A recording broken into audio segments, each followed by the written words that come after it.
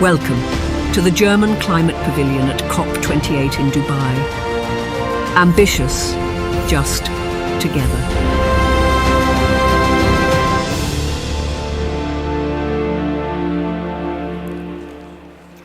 Good afternoon, everybody at COP28 in the German Pavilion.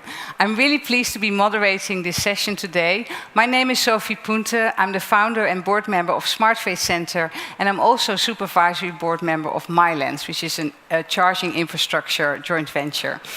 Today, we're very pleased to have this session here today, co-hosted by the Federal Ministry of Digital and Transport of Germany and with DHL Group, also a German logistics company that operates worldwide. This topic of today is about decarbonization in the transport sector. As you know, transport sector has been growing enormously, and the emissions from transport, in particular from freight transportation, is growing faster than the global average. And because of that, we need to give a particular focus on how do we get the transport sector to net zero, ideally already reducing the emissions by 50% by 2030. So in order to make this work today, we would like to first have an understanding of what is Germany as a country doing on this topic before we then enter into a panel discussion with 5 panelists to really dive into the deep of what can business do, what is the NGO sector doing, and what can industry and government do to work together.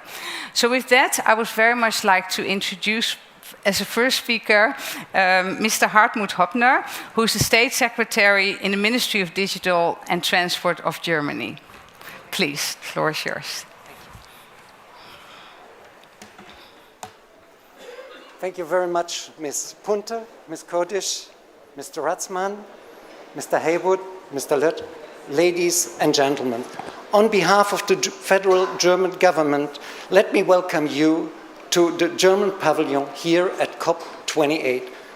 When we are talking about the decarbonization of the transport sector, it is very important to realize that transportation is essential for modern societies as well as modern economies. Transportation stands for goods reaching their markets, for materials needed for production, for things we are ordering and want to use. Transportation stands for the wealth and the potential of an economy.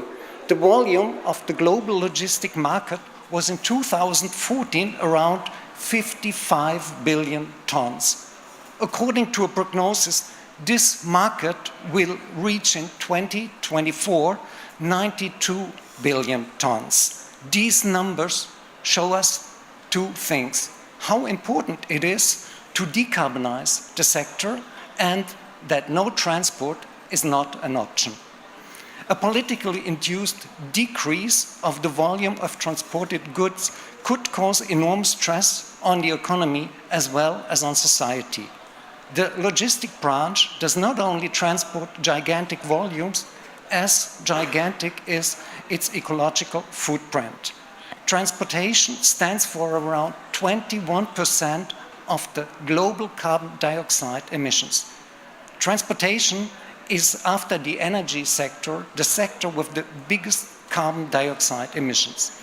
This confronts us with 2 problems. The sector is far too important that a decrease on global transport would be a strategy to decrease the carbon dioxide emissions. But at the same time, the quantity of the emissions is so big that we have to do something to decrease them. Today, we have several people on the panel that can give good examples on the efforts taken in the transport sector to reduce the ecological footprint. Global transportation requires global regulation, but there are also things we can do and have to do on the national level. The German government is supporting logistic companies in the transformation process towards a climate-neutral fleet. We have set in place a program covering up to 80% of the additional costs of climate-neutral trucks in regard to conventional trucks, in order to help companies to make their fleets more climate-friendly. We are also working on modernizing the German railway. The railway has a very big potential in regard to climate-friendly transport, but to make use of this potential, we have to modernize it. Currently, the German railway transports per year around 370 million tons of goods. That is certainly a lot, but it is a fairly small number compared to the loads transported on our streets, which is with 3.7 billion tons much higher. In order to be able to shift transports from the streets to the railway, we have to invest a lot. And the German government is planning to spend billions in order to make the German railway more attractive for transportation as well as for traveling. Germany wants to be climate neutral by 2045.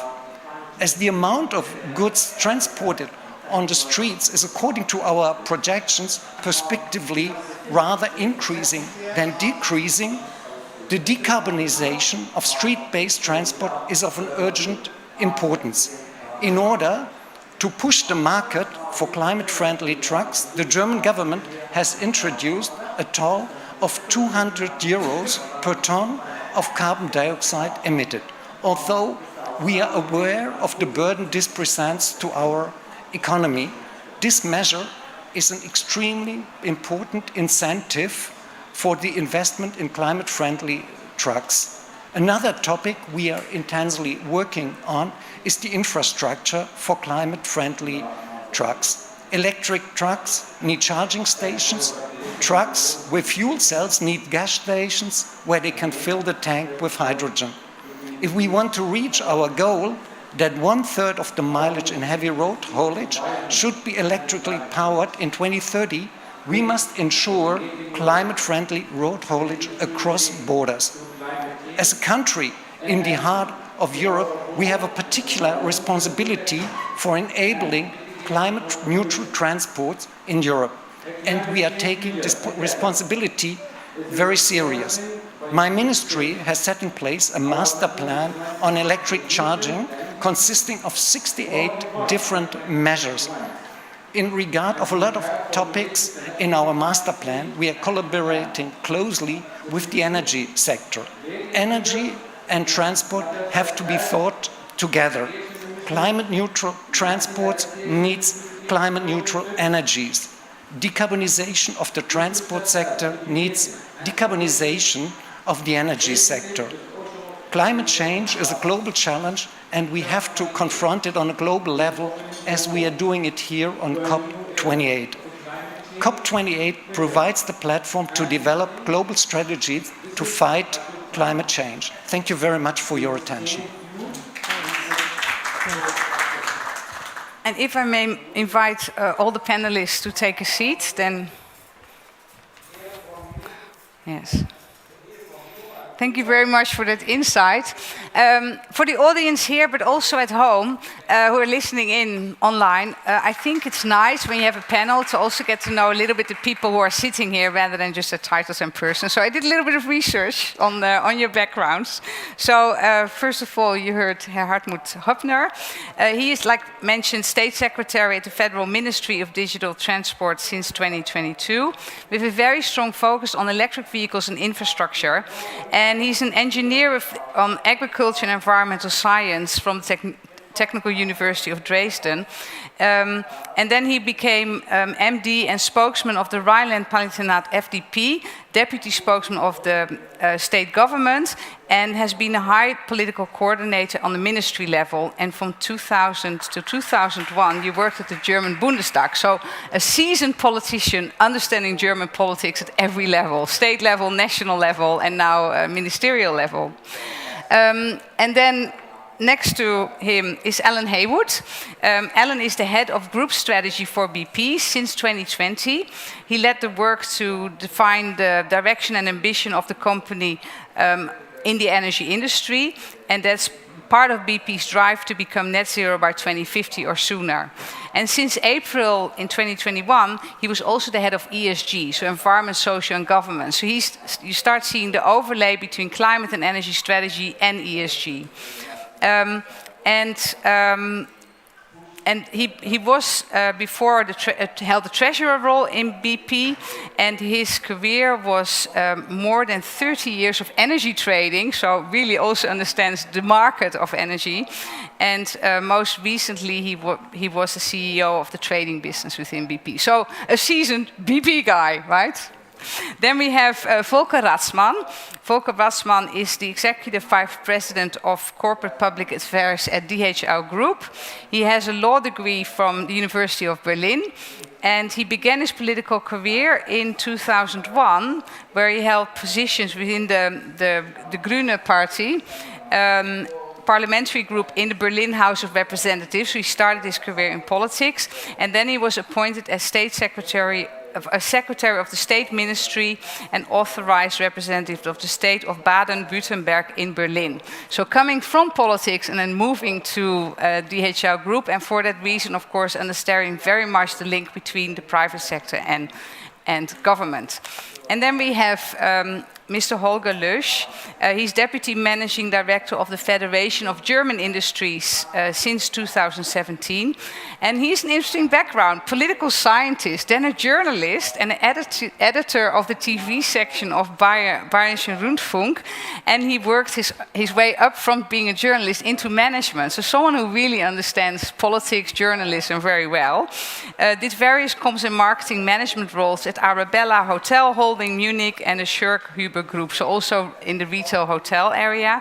And then he joined the BDI in 2007 as head of comms and marketing, and then slowly worked his way up to the management team, executive board. So having come from understanding how do you also engage with media, so we have an interesting thing here.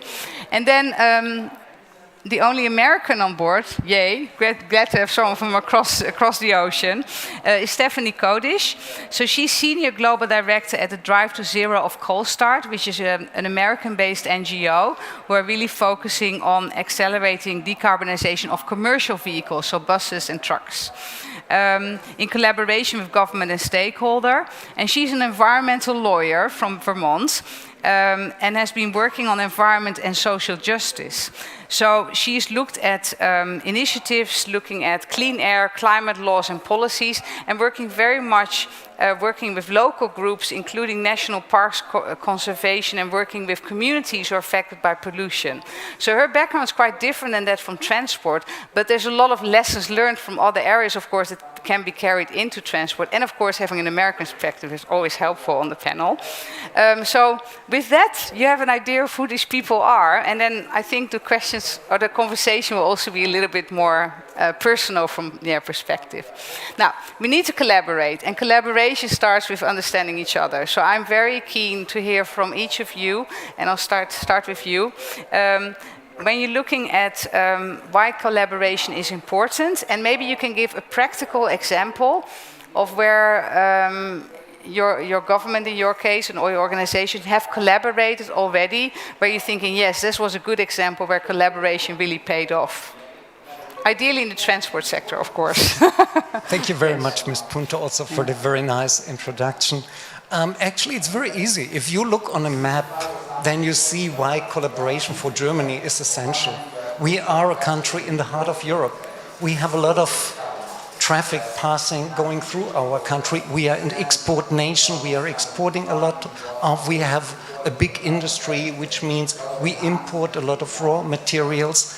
And that means to be accessible for transport and to be able to transport is crucial for us. And when we start decarbonizing our transport sector, it is also for our companies essential that they find charging units in Spain, in France, everywhere in Europe, and that they can not only be used within Germany. And the same for the Spanish logistic companies, French or Eastern European transport companies. Climate neutral transport is, if not a global, it's at least a European task, and we are working intensely on these levels together, for example, with the regulation on renewable infrastructure, AFIR, on the European level. That is the basement to establish a network of charging stations all over Europe. So I think the collaboration is already there, it can be intensified, but there is a solid foundation. Yeah. And just a follow-on question on that, because you mentioned Europe, right? Does it help to have a European Union? Because this would have been very different if it would still be all individual countries. Do you find it's helping you within Germany that there is a European Union so you can have more collaboration and harmonization across Europe? Is that working? I think it is within the word transportation that it's cross-border. And so it is crucial that we find a regulation scheme on the European level. Yeah. Otherwise, if one country makes the front rower, there will be competitive disadvantages for the local industry. And so I think it is very important that we have a coherent framework on the European level. Great, thank you very much.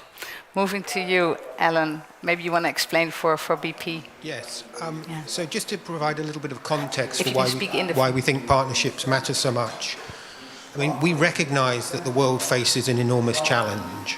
The world has a finite carbon budget, it's running down quickly, and so we need to act. Now, in order to do that, we need a new energy system. I mean, one which continues to provide reliable energy, affordable energy, but also clearly the emphasis on clean energy. And for a company like ours to change, we have to be honest and say we don't have all the answers and we don't have all the capability. Now, we've got a history of partnering with people. Most of our upstream projects are with other persons, partly to de-risk them, partly to bring in the skill set. So I was thinking of illustrations, and back in 2021, we formed a relationship with Qantas, the airline. Why? Because they wanted to move to a more sustainable fuel. We wanted to be the supplier of that, and so we're working together to initially experiment. That's not as bad as it sounds for an aeroplane, but to sort of try and identify what is the right source of energy for a plane. Now, it needs to sort of pack a punch insofar as you need a lot of energy density. So that tends to mean you need a liquid. Batteries for long-haul flights don't work. Electricity, isn't going to work. So how do we come up with a biological sort of sustainable aviation fuel? And in fact, a couple of weeks ago, we filled a Virgin airliner, transatlantic. So we're working with an airline and with the engine manufacturers to see what's safe and what can be done there. Or some of the car firms, Uber is an example in Germany where we're very keen to supply them with electricity for electric vehicles. We need to build out the infrastructure, and how do we do that? And is it that we provide a very local solution to them, or do we provide perhaps a sort of where their bases are, so where they're sort of parking their cars overnight? Is that how we build? So we're sort of looking to see how we can work with people to help them to move to a lower carbon future. But it's not necessarily an exact translation of what it is we do now. So if you take road transport as an example, normally people come to our retail sites, fill up with petrol or diesel, and off they go. That doesn't quite work as a model yet for electric vehicles because it takes too long to charge them. So what we need to do is help charge those vehicles perhaps off-site, but also develop the new technologies for fast and ultra-fast charging so that people can come onto the retail site for perhaps 10 minutes and then move on. So it's working with people, new technologies, seeing what we can do together. Yeah. And a quick follow-on, right? Because collaboration happened. You mentioned Qantas, you mentioned Uber. How do those collaborations start? Is it like CEOs meeting at a drinks or COP, or is it really formal? Because I sometimes really think, just like you find jobs, right? Often it's coincidence. Do these happen strategically, or is it sometimes just that your roads align and then you decide to collaborate? In some cases, we already have the relationship. I mean, in many cases, we already have it. So Qantas, as an example, we're providing them with traditional jet fuel at the moment. But then as people adapt to the new circumstances, so they want to sort of come up with the new solutions. But some of it is personal, and I think a lot of it at the moment is, do you have a commitment to genuine transition? And it needs investment. People are sometimes having to make unilateral or bilateral decisions.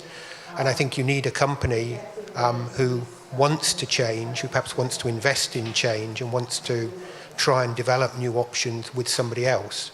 And so it is that partnership of what we're trying to do together. Okay, Good. So it's a combination of having a similar vision, but also the trust and relationships that make this happen. Similar vision, I think, is really important here. Yeah. Great. Thank you very much. Yes.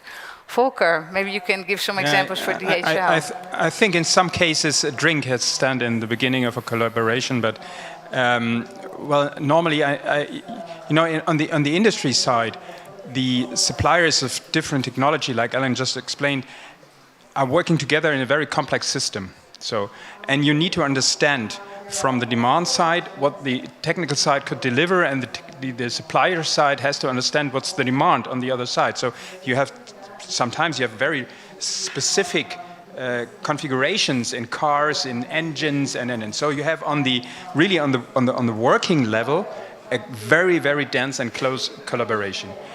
Well, this goes up to the CEO level. For sure, there is a new product, there is an idea. How could we just develop even the different segments of a new environment that we need? So I think this collaboration, from my perspective, is kind of developing itself and at least market-driven. It's much more complicated when it comes to the public side. So the collaboration between the private sector and the public sector, which we need desperately, and we need more and more and more of this, is much more complicated, because what we see at the moment is, especially on the level of the workforces, there is a big reluctance on the public side to go too close to economy. And my feeling is that because of the complexity of the systems we are working in, there is a desperate need to just exchange and to try to just discuss scenarios, to discuss what it means if you change something in a regulation. For example, regarding this charging infrastructure. So there is a discussion, for those who are a little bit familiar with this, charging infrastructure and bi-directional loading systems within. So we built up over years charging infrastructure in our own sites, so privately. When we now challenged by a requirement that this has to be bi-directional, our own investments will become stranded, because we have to do it and refit it for a lot of money. So to get an understanding on what's at stake and how the complexity is working is crucial for the transition we are facing now.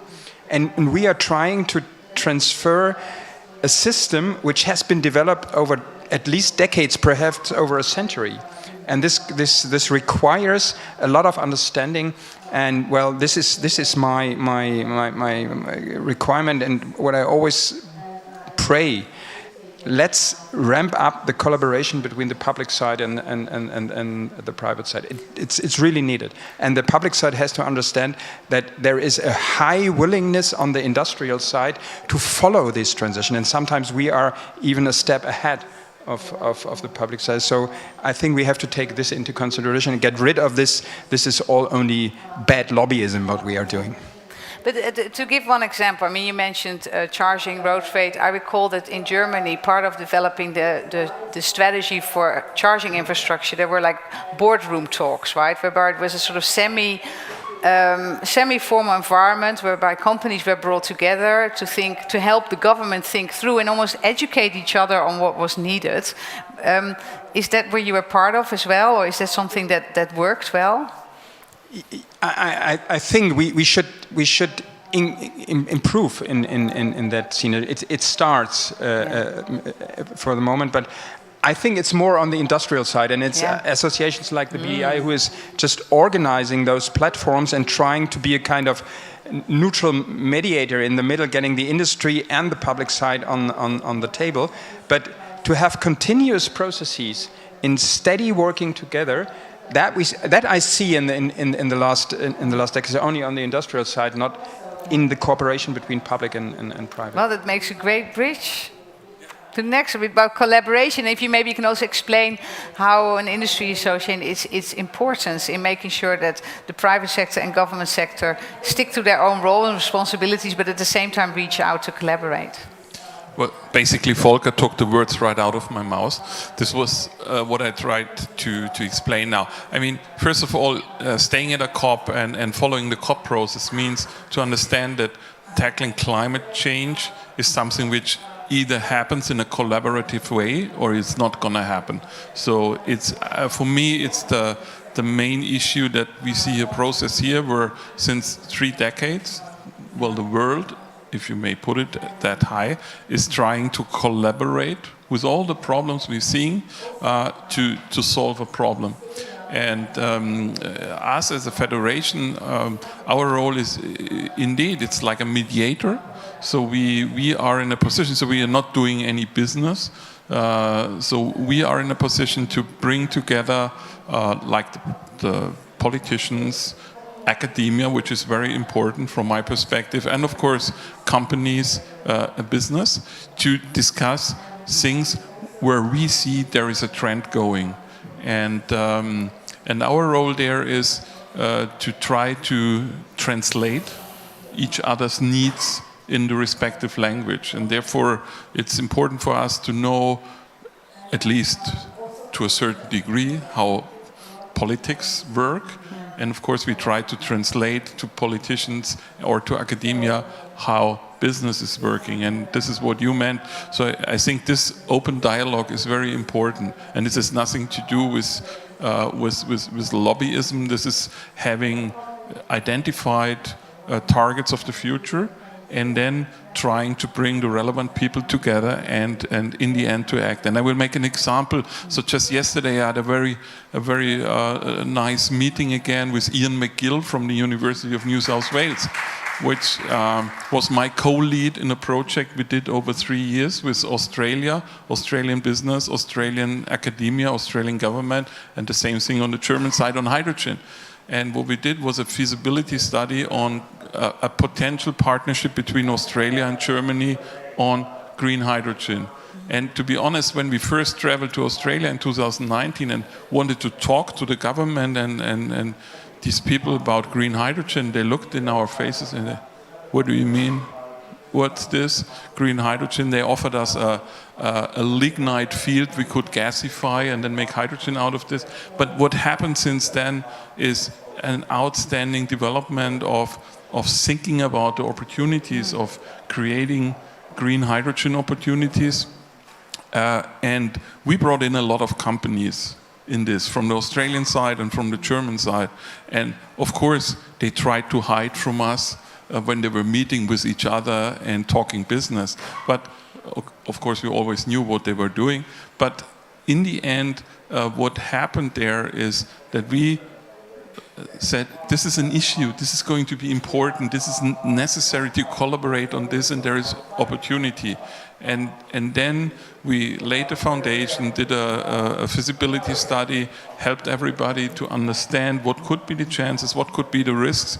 And out of this came a well-filled pipeline of projects and a lot of collaborations between German and Australian companies. And so this doesn't mean that Germany will import all of its hydrogen from Australia, but it's much easier to talk about this with other countries now because we had this, and this is what I understand under collaboration, and this is why I was so happy to meet Ian again, having worked 2 years very hard with him to lay this foundation. Yeah, a small follow-up, right? Because the challenge, I imagine, for an industry association is not that all industry has one opinion. You must have members that are, really wanting to slow it down, and others that are wanting to go faster, faster, faster. How do you balance that? Because that's hard to speak as one voice when you're really representing hundreds of voices across a big spectrum. Yeah, I mean, that's the absolute difference between politics and business. Politics, everybody has the same opinion at all times, and in business we have very much diverging interests. Yeah, that's true, but you will never solve this problem, but it's possible if you really engage, and we did this with 2 large climate studies we did together with Boston Consulting Group over the last years.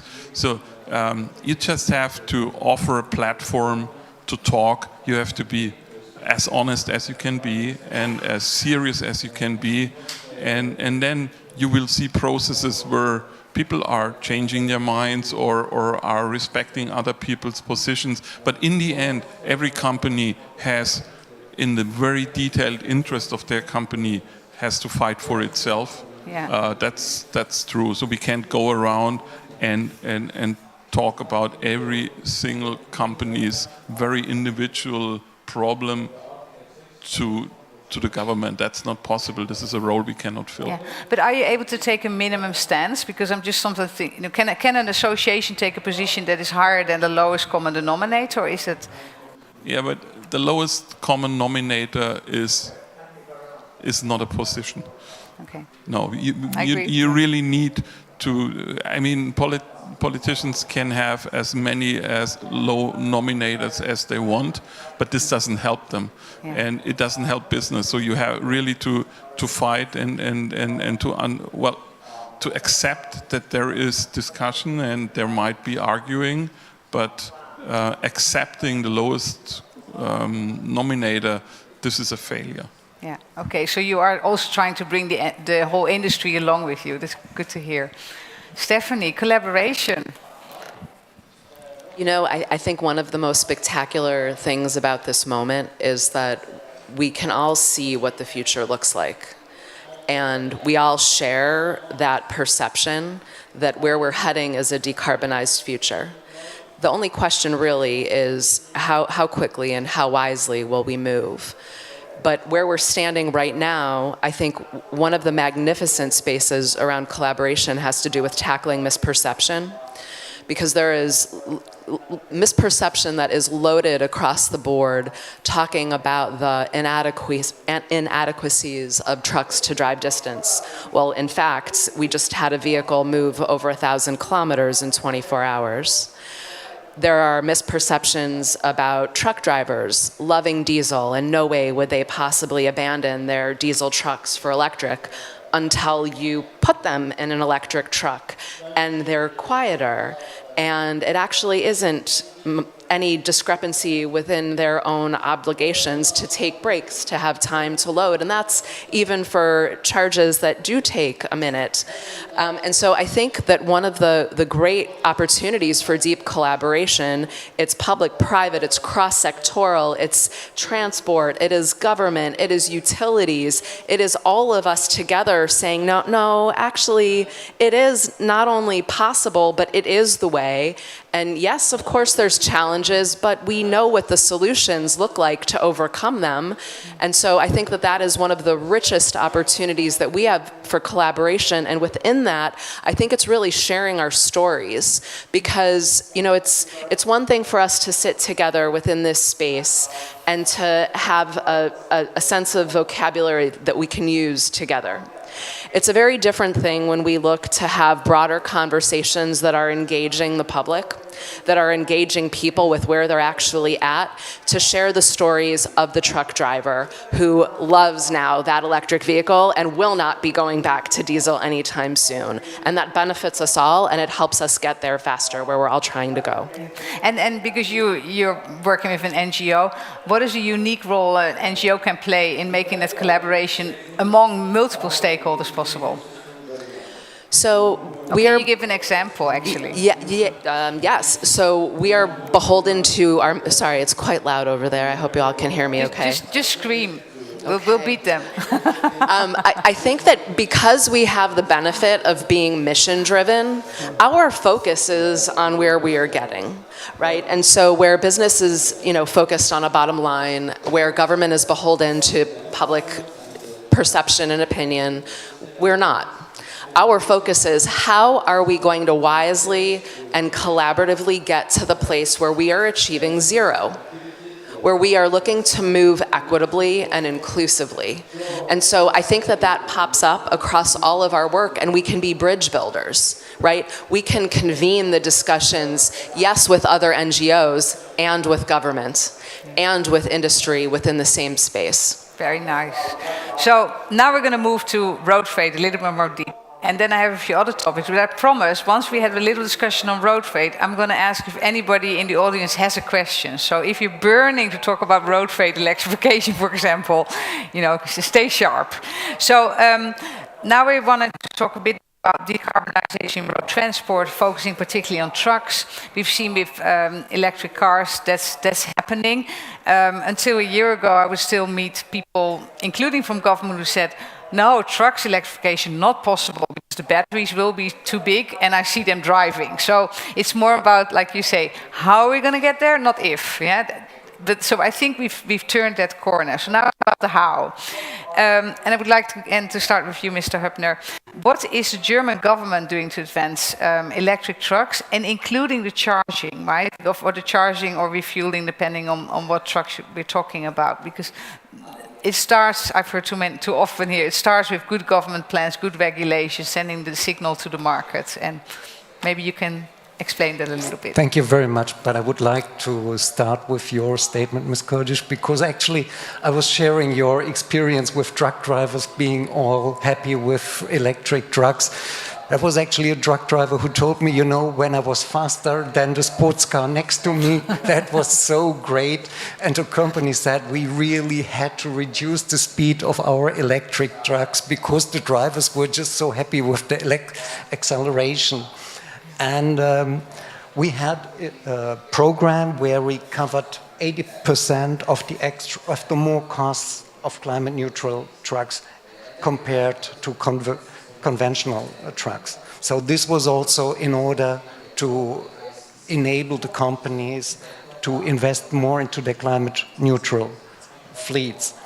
And I mean, Mr. Ratzmann referred to the bidirectional charging, and actually that shows the importance that we have to think energy grid and electric mobility together. I mean, we have, particularly with the heavy trucks, it is an issue to establish charging units along the Autobahn, because if you look at the German electricity grid, it doesn't follow the Autobahn. So it means we have to establish strong power lines close to the Autobahn so that we can build up there the heavy-duty charging units. And Mr. Haywood said that electric mobility is different to traditional combustion engine mobility.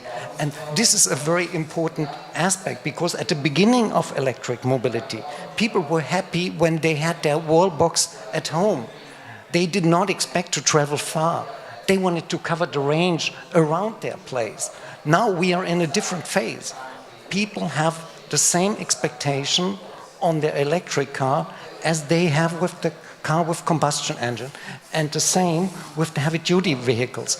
They have to be at least as good as the vehicles with the combustion engine. That is the bar we have to meet. Yeah, and can I then because I know you have a national charging strategy for charging infrastructure. I know that, I mean, because I want to bring in the collaboration, right? I know that this strategy was developed very much with the input from industry, from NGOs and other stakeholders. Was that on purpose? Was that how did that happen? Of course, this was on purpose, because this is such a dynamic, if not dramatic process. We have to do in a very short time a lot of things, and this is why Mr. Ratzmann was criticizing the bidirectional charging, because you know, these things happen so quickly. We are changing right now the electricity system. Germany has turned off the last nuclear power plants. We're bringing a lot of renewable energy to the grid. And at the same time, we change heating towards electric energy. We're bringing the electric mobility, the charging units to the grid. Yeah. And that means we have to think electricity, energy together with mobility, because the demands right now we have on the energy level is enormous. Yeah, exactly. And this is where, of course, the complexity comes, that the transport sector now interacts with the energy sector. And just a little nice thing, the moment that you've got trucks electrified, the biggest carbon source is the steel from which the trucks are made, right? So soon we'll see this is going to be broader industrial policy and not just transport policy or even just energy policy. Thank you for that. Mr. Leusch, I'd like to turn back to you. So you have a bird's eye view of the German industry, perhaps even European industry. Is industry ready? Do you see them embracing electric trucks, or are they a little bit wait and see? And if so, why? Well, this would be very costly to wait and see, because there is a European regulation which is penalizing you if you don't reach your fleet goals, and therefore there is a very strong signal to go on this route. And to be honest, if you talk to the producers, to the OEMs, they're all on the track. I mean, there are different ways of looking at it. So defining electrification, so there's the pure battery electrification, and of course there is the question of hydrogen fuel cell cars, or even direct combustion from hydrogen. So there are differences in the technology concepts, but in general they are all full scale going towards meeting their fleet regulation targets, and I'm very sure that we will have enough trucks on the road or in offering, and when it comes to meet these targets, I mean, electric mobility is coming as a new kind of driving. A new kind of mobility, of course, has to come away. It has to convince customers, and so the truck driver sitting in an electric truck and liking it, and the same applies for private car owners, having experienced how much fun it is to drive an electric car, having lost at some day the fear, the range fear, having lost the fear of not finding a charging station and so on. So this is a process to learn, to accept, to embrace. Personally, I think we have too much of a discussion about forcing people to adopt with saying, oh, you have to. So my personal conviction is that cars which are have like a 800-volt battery and no issue with charging or range. If you have a good charging system in place, you mentioned Milans, which is a collaborative product of the truck OEMs, and of course having a push forward into driving assistance systems, which are making driving a car much different from today. So you just get in, you say where you want to go, the car goes there, and you can relax on level 3. I think those are positive aspects we have to emphasize more, instead of telling people you have to and you're going to lose convenience. And therefore I'm very confident, apart from the system question. We will see problems with getting enough charging stations in place at the right places. We see a lot of very complicated planning of charging structure, which might, in some cases, be not in accordance with the logistic procedures of companies, logistic companies. So we have to be very careful that we get this right, so that the acceptance of the logistic companies is met. There are a few practical problems with the rights of these tank stations on the highways. This is a law problem. And we have a problem with the grids. I mean, the grids need to become much more efficient, much more powerful, and they need to be digitalized. If we want to go for bidirectional loading, we need a fully digitalized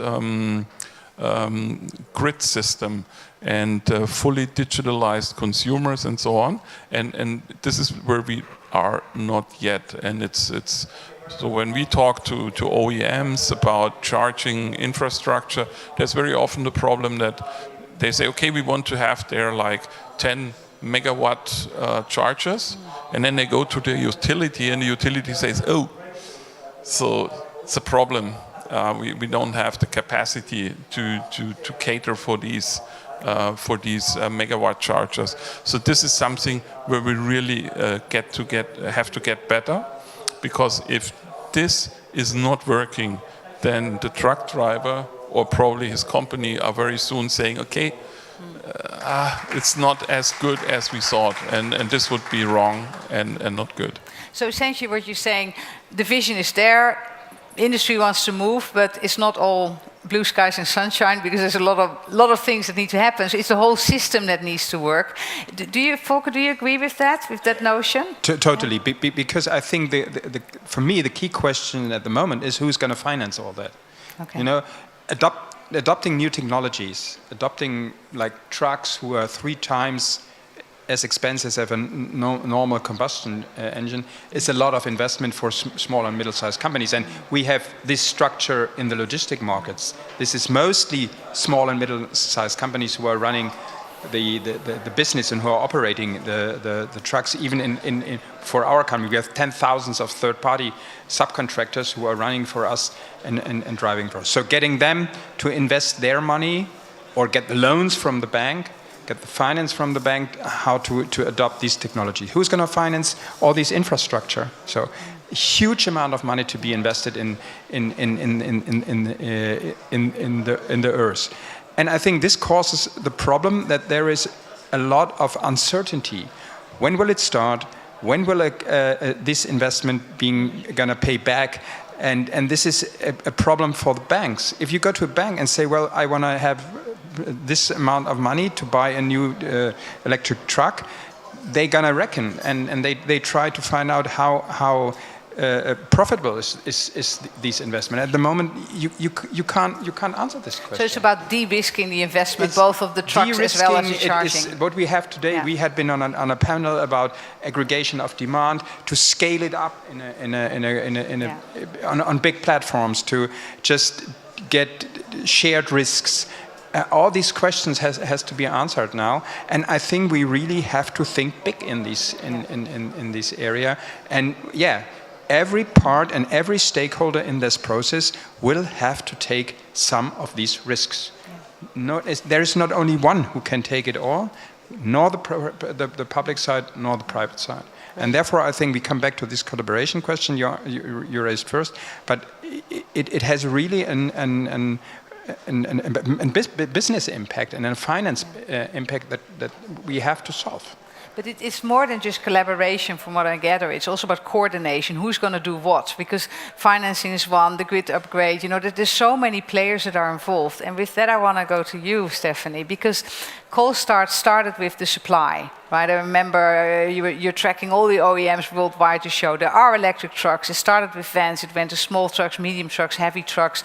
There's every single truck exists somewhere. It's just the scale. And then you move to an MOU, right? To get different countries to sign that they say, we want to have, and you can better explain what the MOU says, but it's about the ambition. So can you explain what that MOU is, but then how are you now going to help industry and government go beyond that? Because the critique I sometimes hear from companies and governments, it's great for NGOs to say we must do it, but then also come and help us do it, because we now need to get our hands dirty. So maybe you can explain the MOU and then how Coalstart, how are you looking to help industry and government do this together? Sure, and I especially love the second question, so I'm excited to get to that. So the global MOU is a memorandum of understanding right now between 33 country signatories that obligates that set of countries to achieve 100% zero-emitting medium and heavy-duty vehicles by 2040 with an interim goal of 30% by 2030. It's also supported by over 115 endorsers. That includes subnationals, it includes OEMs, it includes utilities. So the idea really is not for countries to sign a piece of paper and walk away feeling great about their commitment, or the same for the endorser community. And this is really, I think, the heart and the answer of your second question. So we're not actually interested in the piece of paper. We co-lead this global MOU with the Dutch government, and what we are working to do is create a trusted community where there can be a sharing of best practices and examples, whether that be with respect to regulation and regulatory construct, looking at fuel efficiency or sales mandates, as well as practices whether it is around collaboration or pulling together like experiences for different countries, like with small island states who have very similar issues that they are confronting and are also similarly motivated to confront the issues they are dealing with. So we look to bring resources to support them, but importantly, what we do is listen. So we're listening to the actual issues that they are dealing with and trying to match what those issues look like if they are needing examples or supports to provide for ideas or language for a regulation. If they are needing a connection because, again, with small island nation states, they don't have manufacturers on their islands, but circling back to the demand aggregation point, they do have the need for trucks and the desire for them to become electrified. So how do they bind together? So what we aim to do is identify those commonalities in solutions and help bring the appropriate stakeholders together, but also to articulate what those solutions look like in practice so that we can help advance them. Yeah, very nice. And we were yesterday at the launch of some countries joining. I remember Colombia, Ghana was it? Papua New Guinea. And the one thing that was so interesting, all of those countries said, we want to learn from the other countries, right? So it's many governments are also insecure about how to implement this transition, and it's about a little bit like, oh, how did you do it? And having that exchange, and then we come back to what you, I think, said across Europe. But a lot of governments are craving for that, and I think business is the same. Before I allow any of the audience, is there anything you would like to add to this, what was just being said on electrification of road freight, and especially trucks? I was going to go just a little bit broader if I can, and that is, I'm always convinced that the market will solve this problem. However, it won't solve it in time. So I think this is generally a conversation about pace. And how do we accelerate the pace? And I think, again, in order to do that, we need policy which drives it. We need customers who pull it. And we need suppliers who push it, typically enabled by technology. I think there is a risk of spending time thinking about the perfect destination and the perfect trajectory, when in fact we just need to be decarbonising almost in any way that we can, and possibly learning as we go along. I think in road transport, we're convinced it's electric vehicles for cars. I think there is less certainty. The general assumption was it was probably going to be hydrogen for heavier vehicles. That's not quite so apparent. And it's sustainable aviation fuel for planes. I think we need to sort of kind of get on with it. Infrastructure is a key here. I think the other thing we need to do is to really bring out, as best we can, simple information so that people can make choices. How much does it cost to have the alternative? And of course, is it better to pay up front or wait for the consequences? I'm of the opinion that it's better to pay up front and avoid the consequences. And that is right, because a truck company will ask, okay, does the truck exist? Can I charge? And then, does it work? The money, the operations, the resale, the whatever it is, right? So they're very practical questions. And if we can bring it down to answering those, that will happen. You wanted to add something? Just to echo what Ellen says. I think to set the right policy is not only to put another ambitious target on what we see. We see it very clearly from the mandates we have in the European Union regarding SAF. So we saw these mandates. They have been coming up. Nothing happened on the market. The target and the mandate doesn't stimulate the market to produce the new fuels that we need. So there are other items and other regulations that we need. For instance, to just unbound the finance market from all these restrictions on taking risk. Yeah. I think this is from the investment side, or to help, as you mentioned, the investors and the operators to operate in an economic very economic way with their new exponent. It's not only the target to be set. At the moment, I think policy has to take more an approach that says, what do you need that you can operate these things? We are all, I think the big companies, the industry is convinced that we have to just reach these targets. We set up our target being net zero in 2050. This is what we can achieve. That is what we see. We now need, in several parts, regulation that helps us to go this path. Yeah. And this is not only setting new targets and new ambitions and quotas and whatever. Yeah, and you think like with charging, I'm aware of they're looking for sites, right? So for local government to help find suitable sites to start, it often starts at a very simple level. And that's again a collaboration where sort of like, hey, how can we help each other make it work? I'd like to ask, is there anyone in the audience who would like to ask a question? Because otherwise I'll go to the next topic. Please, yeah. Hello. Oh, I don't know. Hello? Yeah. Yeah. Hi, thanks the panelists for the topic. I'm Jane coming from California. I'm a venture capital investor in climate technologies. Because we look at all the frontier technologies every day from charging to hydrogen to SAF, all the fancy stuff you're talking about. But the next question, I think you're all talking about who's paying. And I want to hear who is currently paying. I know in USA we have some Inflation Reduction Act, some very nice subsidies making companies feel comfortable. Or I want to see like what are the current status quos besides you all want to get to net zero. And are you then talking about Europe specifically or globally? Because that I think I want to hear the more specific example. Say you are supplying SAF to this airline, right? And who is paying for the SAF? Are you charging extra to the customers paying for the SAF, or the SAF? But you're doing some carbon credits to get the SAF part covered, or for the trucking part. Okay, you want to do trucks, and you said there are problems for individuals to switch into more sustainable, solutions. And obviously, you can see, oh, this is such a big problem. Will your company want to subsidize the drivers to switch into like a sustainable transportation, right? You're like a very big company. You have a lot of money, right? So I just want to see like who is paying, why you're not paying, and how can we make sure like everybody come together and to solve those problems. That's a very clear question, and I'd like to. You're welcome to comment on this, not just from a road electrification, but we can also go to aviation or marine, right? Because this is something that affects the whole sector. Who would like to start?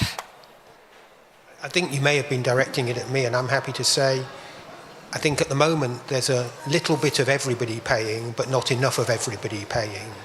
And what I mean by that is there are some intentions where people are piloting programs, so they're investing something, but they're doing a relatively small proportion of their total volumes. And they're trying to sort of build skill, capability, understanding, and to some extent, express their desire to move in that direction. But will people go wholeheartedly in that way? And I'll give a very simple illustration. Who's buying electric vehicles? When they cost $100,000, the answer is a relatively few people. We've got to drive the cost down so that, frankly, ordinary people can buy those cars, and the infrastructure has to come. I'll give another illustration, which is, we're building in the English Northeast a sort of an industrial hub, or we're trying to sort of help an industrial hub. We're bringing natural gas ashore, we're taking the carbon dioxide and taking it back offshore with other people. There are power stations being built, hydrogen will go into some high temperature industry. Because it's a relatively small area, the relative cost for the infrastructure, and so a little bit of everybody, including government, are helping. I think in order to really move at pace, then, ultimately, government, and therefore who's behind government, it's people. It's going to cost. Everybody has to bear some of the cost, but I think we just have to recognize that in the interim, things are going to get a bit more expensive. And the one caveat I would put on, fuel efficiency, energy efficiency is a massive opportunity for us to manage those costs. And there are some areas, methane is a good illustration, where actually these things will pay for themselves. So we need to encourage people to make the move and put the investment in, partly because it is an investment for the future, and that's how we see it going forward, that we want to be in a lower carbon economy. We want to position where customers want to be, so a bit of upfront investment is required. I mean, we would say we're putting in a lot. Some people would say perhaps not enough. That's interesting, and I'm interested to understand from a government perspective, right? Because we have different ways of financing this, and one of the ways, the US IRA, massive money, basically trying to stimulate the market going up rather than sort of dictating an ambition, like what you pointed out to. Can you give an example of where the German government is subsidizing or providing other financial incentives for transport carbonization? I'm thinking about the road toll on Germany, and I'm thinking about the subsidies for infrastructure, but maybe you can give an example. Well, I mean, there was also the subsidies we were paying for climate neutral trucks. And I think this is also due to the process, because, the process of decarbonization is not really driven by the customers from the beginning on. It's not when you look at the German car owners that they are so unhappy with their combustion engine that they dislike their BMW, Mercedes or whatever. It is that we know that we have to change because of environmental, of climatic reasons. And therefore, it is also the responsibility of the state to do his part, that this engagement we ask for is not ending up in a disappointment. I mean, we have as government the goal, we want to have by 2030 15 million electric cars and 1 million charging units. And now this sounds like an abstract number. I mean, the government, we cannot force anybody to buy a certain car. So, of course, we need the manufacturers. I mean, you, Mr. Lesch, pointed it out, to provide attractive models, And I think there, we're not yet there that we have kind of an iPhone moment in the car industry, that there is a model that people can experience climate neutral mobility in a way that it is for them an extra comfort. Because, it is kind of unfair to tell people to pay a higher price and then to accept less comfort, to face still a certain insecurity when it comes about the reach. But when you're asking who pays, in the end, it's society who pays. Yeah. You may look at it at different spot. It might be on the level of companies. It might be on the level of individual citizens. It might be on the level of the taxpayers. But society is going to pay for it. But on the flip side, there is also a gain. I mean, electric cars are cheaper than combustion engine in the usage. So I think, and also with trucks, they are more efficient. So there is also a gain. Yeah. Yeah, and I'll hand to you in a minute, and I have to be careful not to diverge from my role as operator, but sometimes companies invest, like Milens was mentioned before, that's Traton, Daimler and Volvo Trucks. They together invested 500 million euros to get the initial cost of charging infrastructure going, because if you have that initial phase, the S-curve needs to start somewhere, and that then the market continues it. So it's very much what's now at stake is who takes that initial risk, that investment. Volker, it's at the same, right? In the beginning, it's scary who's going to take the risk because you don't know if it's going to work. And maybe you have an example as well, and then I'll pass to you. First of all, what we are doing now is we are exchanging an existing capital stock because of political reasons, very logical political reasons, but it's not because of market reactions, and it's not because of technology reasons. You might be surprised, but the first Porsche was a modified Vienna taxi electrified. So in the year 1900, a third of the American cars were driving on steam, a third on electric, and a third on fuel. So there has been a decision over the decades, a technology decision. This is not a new technology. Having an electromotor is not a new technology. So this is very important to see that we need some, market powers are not from themselves changing this. So who pays? I mean, well, in the end, of course, we all pay. So every taxpayer pays for this, but you need to do it wisely. So a government can do three things. They can command things, they can price things, and they can subsidize. And putting these three things together in the most intelligent way, and probably for many sectors in a different way. So that's the political task we have to do. But because in the end, no government can pay itself out of bringing all of this into work. So you need a bit of command and control, you need a bit of subsidizing, and you need pricing. And in a logical world, we would have a very high CO2 price and use the revenues for subsidizing and combine this with a bit of command and control. But, well, the world is not perfect, and you have to find the ideal mix of these three measures and modify it over time. But in the end, of course, we all have to be accepting that we see the political need to go that way. Mm-hmm. And this is, of course, for I don't know how long a period of transition it's going to cost. Yeah. You wanted to add, Stephanie? Is that working? Oh.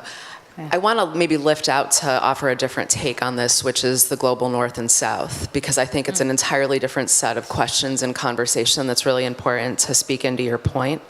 And you know, it starts with the recognition of the source of the problem, which is the global north. And so there is an element in there of assessing ways to be innovative with finance and how to leverage public dollars, including through MDBs, in order to harness that and sort of leverage it to attract investors. You know, I was in a panel earlier today where one of the key points that was met with great enthusiasm is the amount of potential, and that the potential for return on investment is just huge. So there's also really something to draw on to attract financiers to invest deeply in the sector, and specifically looking at needs around the global south to leverage those public dollars. Yeah, very good. Yes, go ahead. I think it's right. At the end, it's the taxpayer or the citizens as a consumer who are going to pay higher prices. But there is another stakeholder, and this is the companies.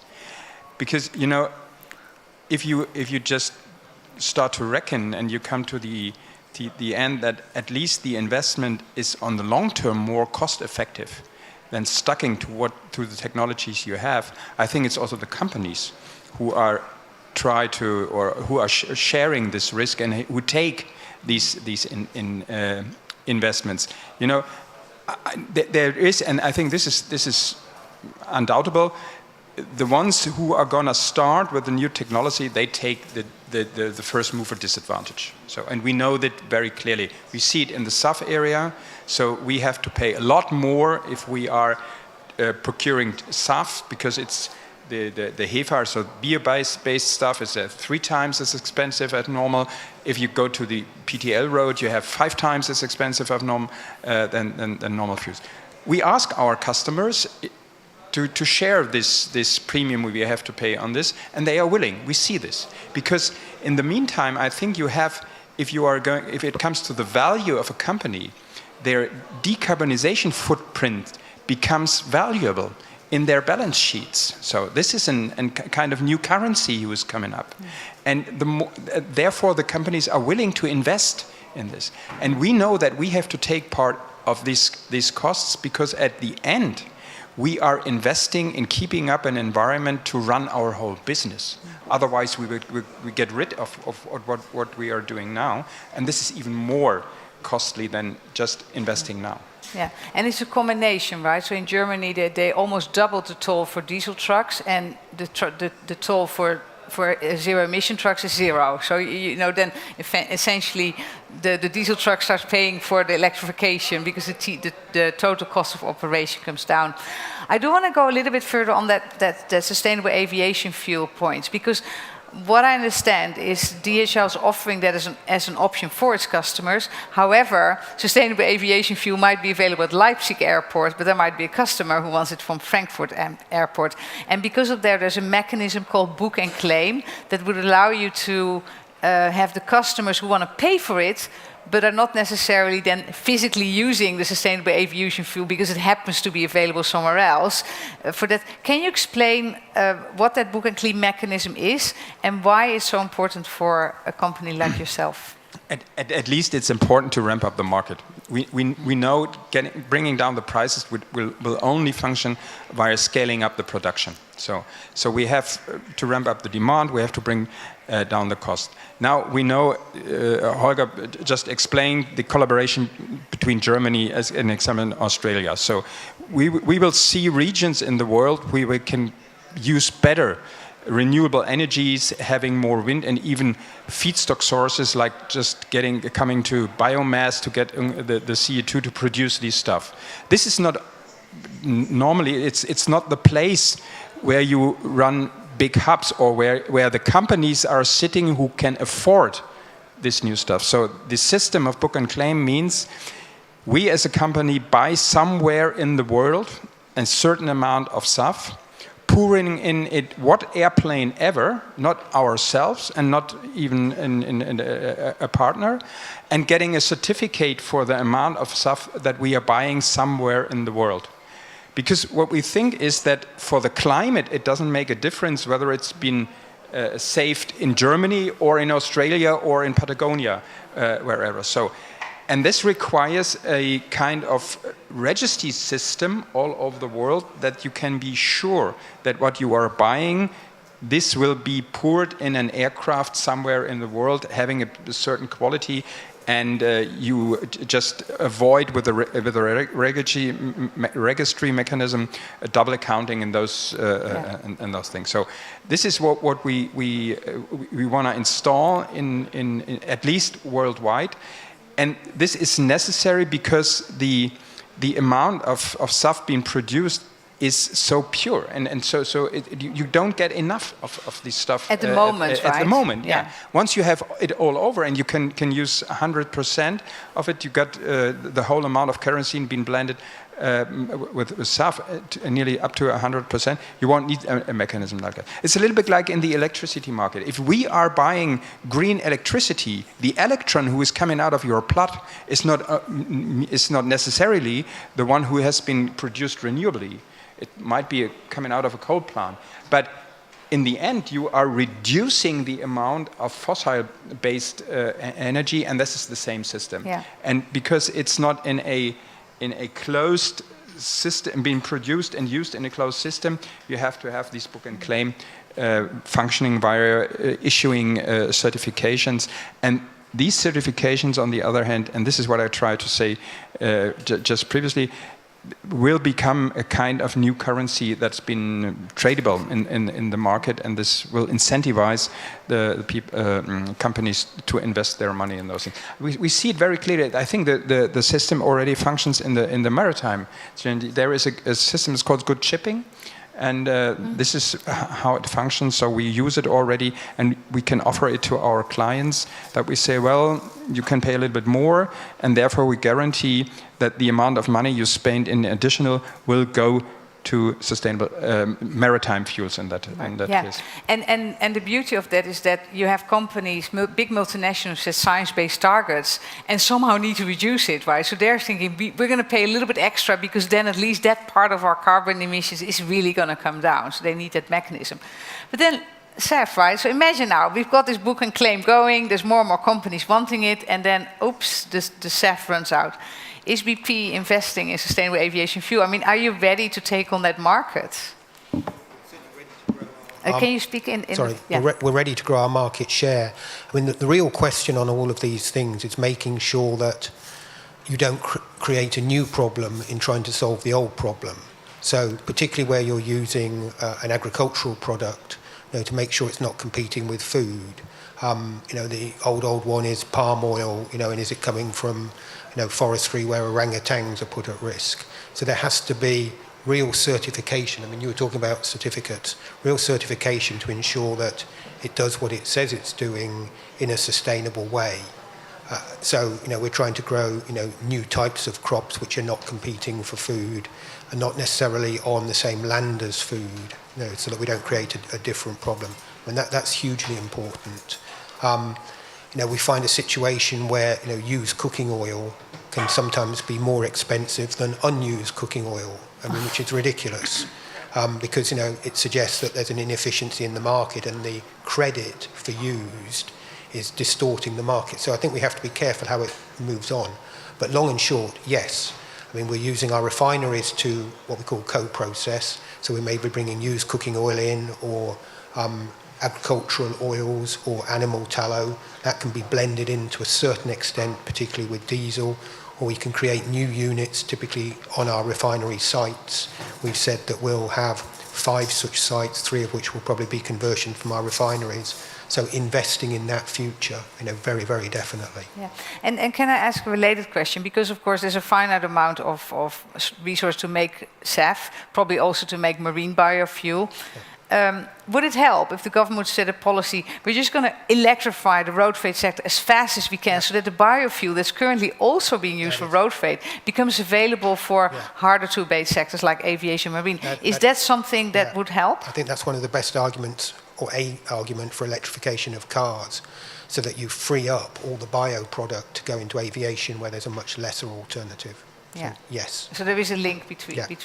Is that something that the German government is thinking about how to prioritize, in this case, biofuel for which sector, which segment of transport? And maybe you want to add if that's something industry backs as well. But yeah. I mean, we don't think that the government should make this decision. We need fuels. We need hydrogen also for traffic, because I mean we want to get a market started. And right now we have the situation that a lot of people are waiting that something is happening, but nothing happens.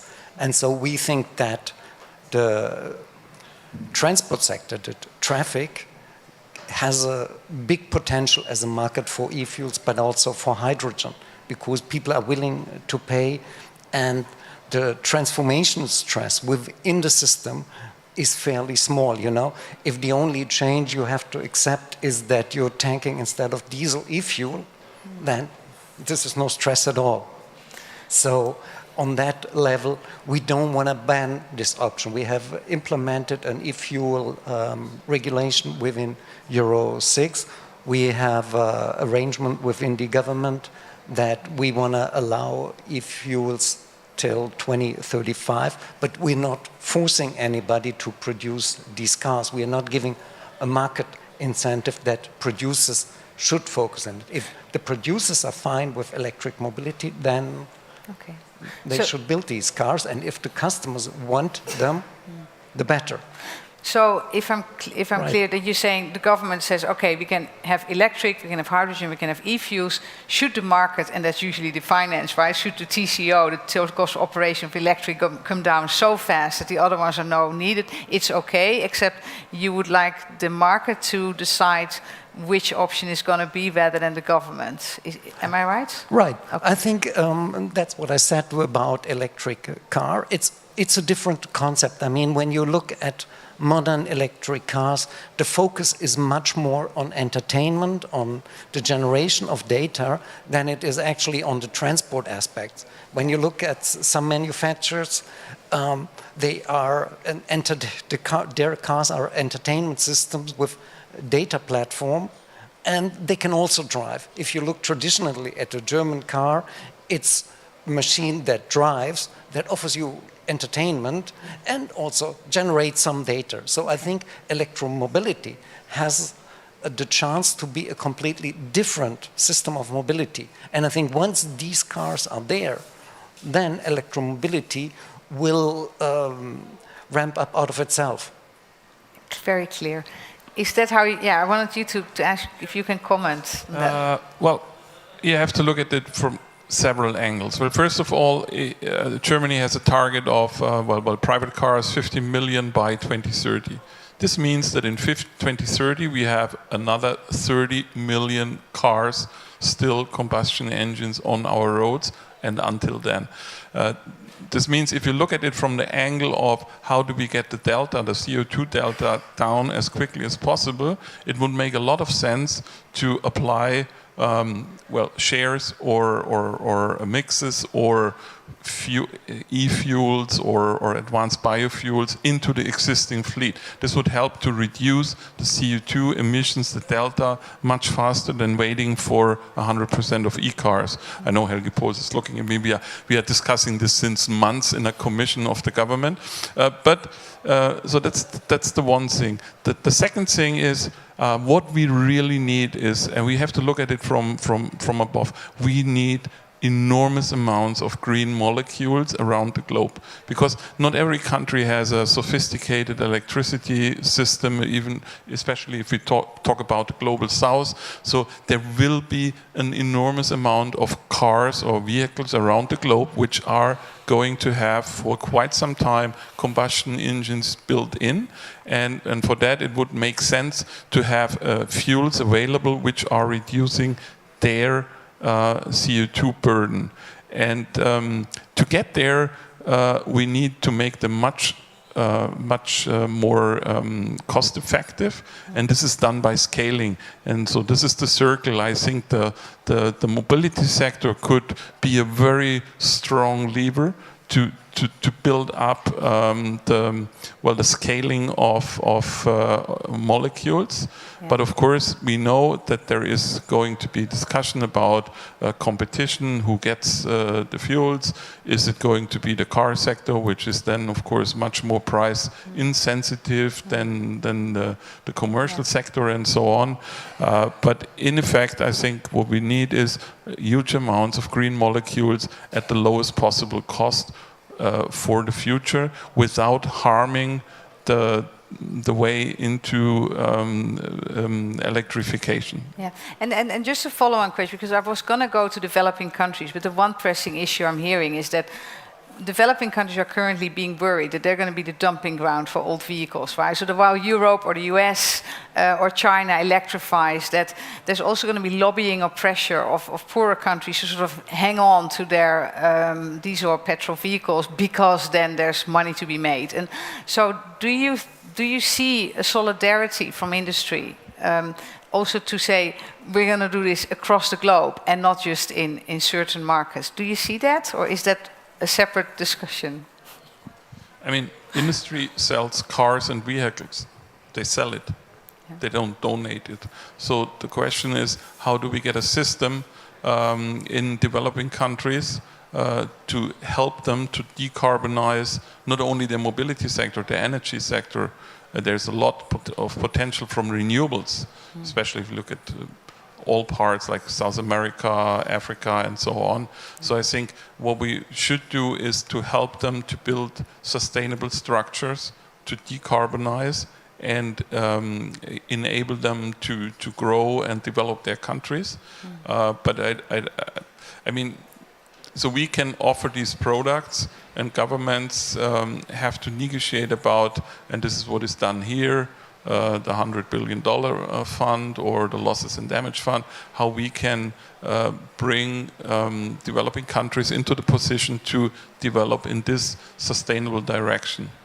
But from an industry perspective, I don't think that it makes a lot of sense to ask OEMs to donate large numbers of trucks to developing countries. So it could, for example, be that developing countries decide to put an import ban on certain vehicles. That might be then a way forward.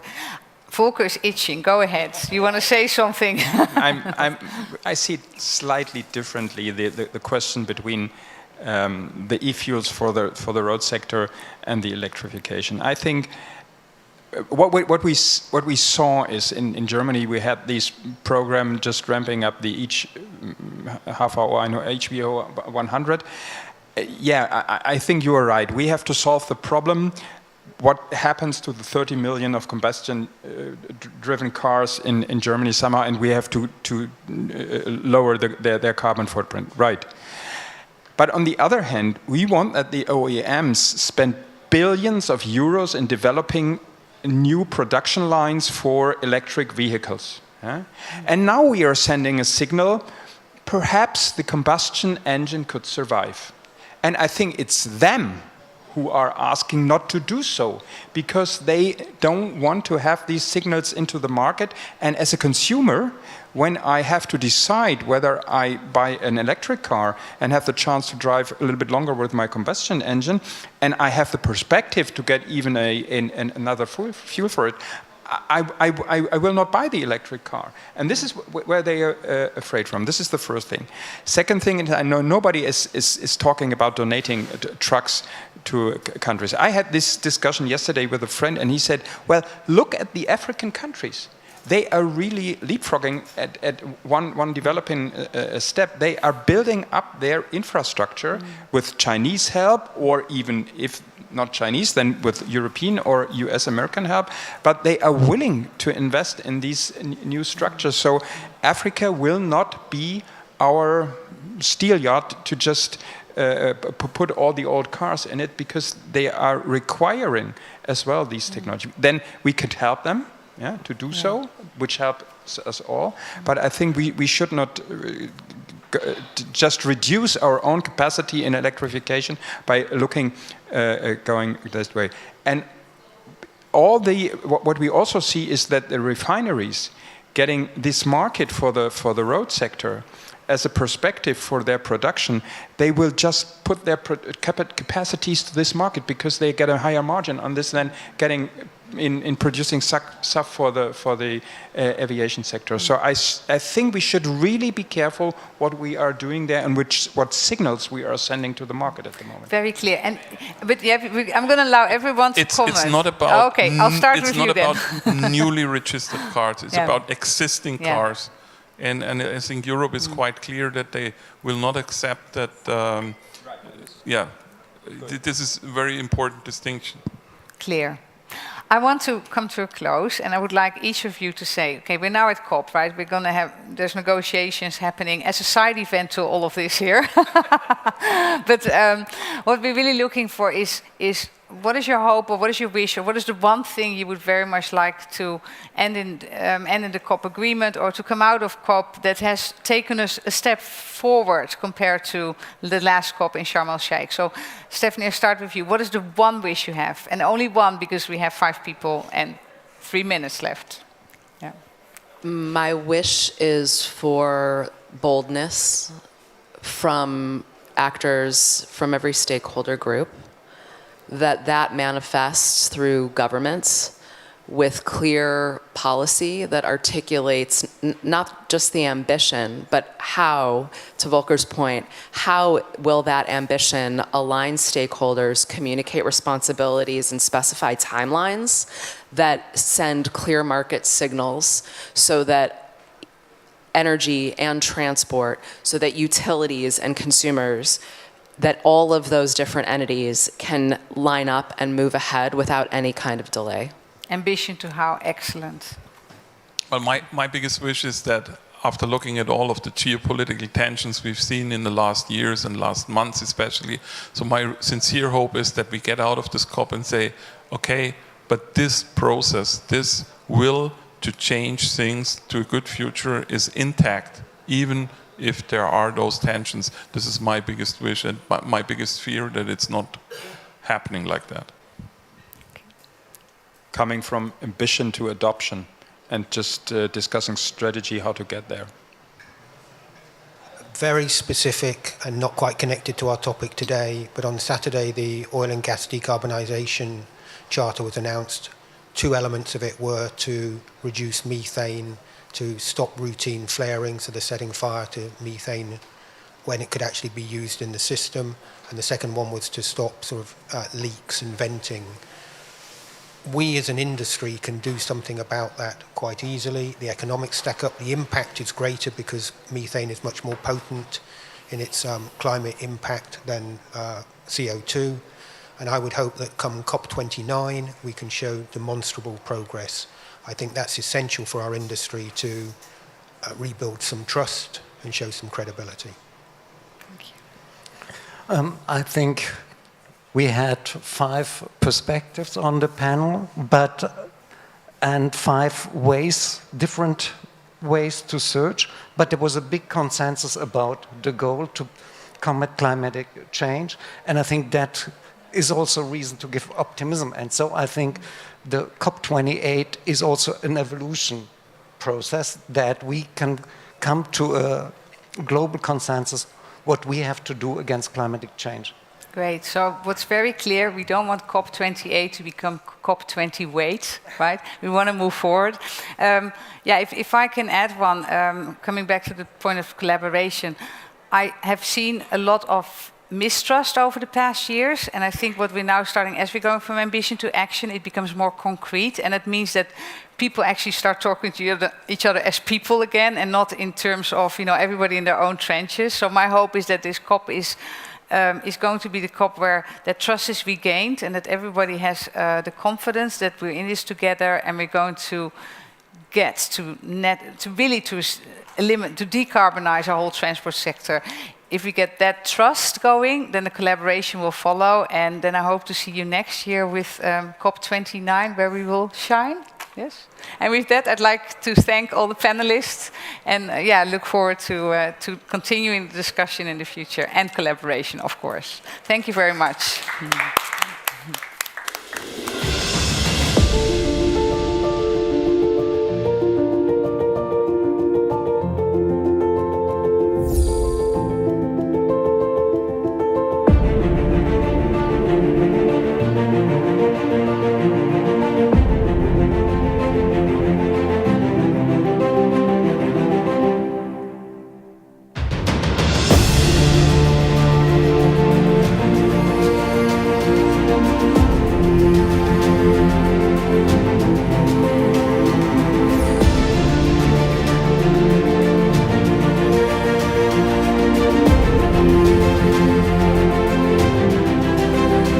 Welcome to the German Climate Pavilion at COP28 in Dubai. Ambitious, just together.